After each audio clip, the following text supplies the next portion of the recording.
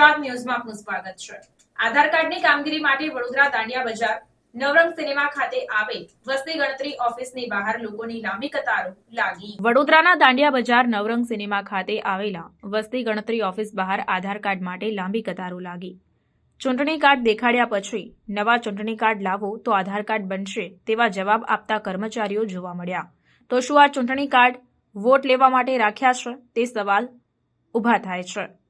ત્યારે આ બાબતે અધિકારીને પૂછવામાં આવતા તેઓએ જવાબ આપ્યો કે હાલમાં એનઆરઆઈ સિઝન છે અને લોકોના ડોક્યુમેન્ટ વેરીફાઈ થાય છે, ત્યાર પછી આધાર કાર્ડ કાઢવામાં આવે છે, તે માટે લાઈનો લાગી છે તેમ જણાવ્યું હતું।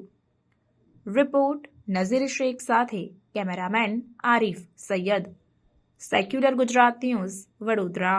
આ લાંબી લાઈનો લેક ઓફ અવેરનેસ છે પબ્લિકની।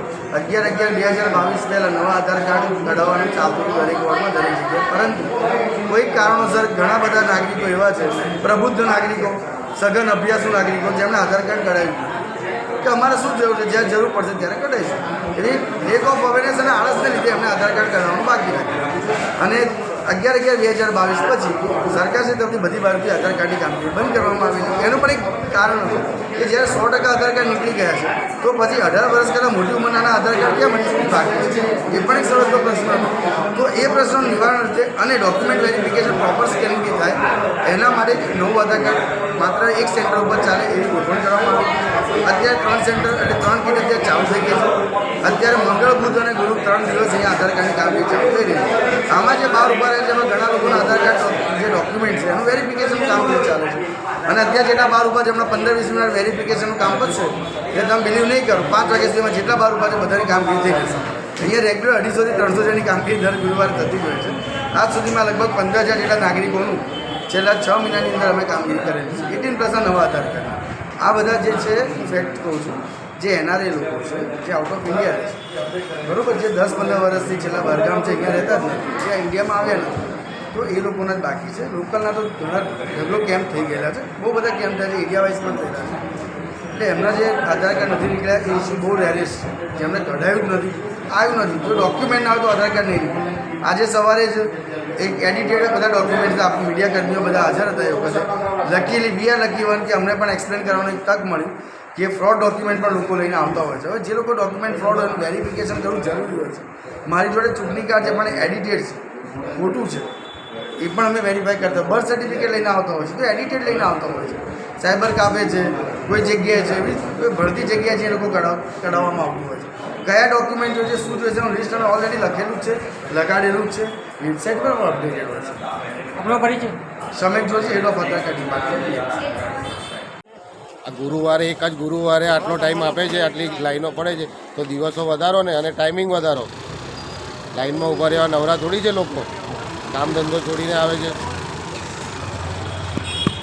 અહીંયા આવ્યા છો? 6:45 કેટલા ગુરુવારથી અહીંયા ધક્કા ખાવ છો? ચાર ગુરુવાર। 4 ગુરુવારથી। શું નામ તમારું? મણિભાઈ છગનભાઈ પટેલ। અધિકારીને મળ્યા તમે? હવે અધિકારી પહેવા જ જાઓ, અંદર જવા જ નહીં દેતા નહીં? જતા જતા સાઈડ પર હોય એવું કે, એટલે શું કરવાનું? હું હાજર તો રહું છું, મારો બધો કાગળિયા હોય। બા આપણું નામ શું? સવિતાબેન પંચાલ। અત્યારે તમે આધાર કાર્ડ માટે આવ્યા છો, નવું કઢાવવા આવ્યા છો, તો અધિકારી શું કહેવા માંગે છે? કેટલા ગુરુવારથી અહીંયા આવો છો? 2 ગુરુવારથી। કેટલા વાગે આવ્યા છો? 8 વાગ્યાના આવ્યા છો। 8 વાગ્યા। અચ્છા, નથી લેતા, બીજાને લે છે, તમને બેસાડે। અધિકારી ચૂંટણી કાર્ડ બતાવ્યું તો અધિકારી આ ચૂંટણી કાર્ડ ના પાડે છે, કા નહીં ચાલે એવું કહે છે? એવું કહે છે? નવું આધાર કાર્ડ કરવા બેસી ગયા છે, તમને નથી લેતા। સવારના 8 વાગ્યાના આવ્યા છે।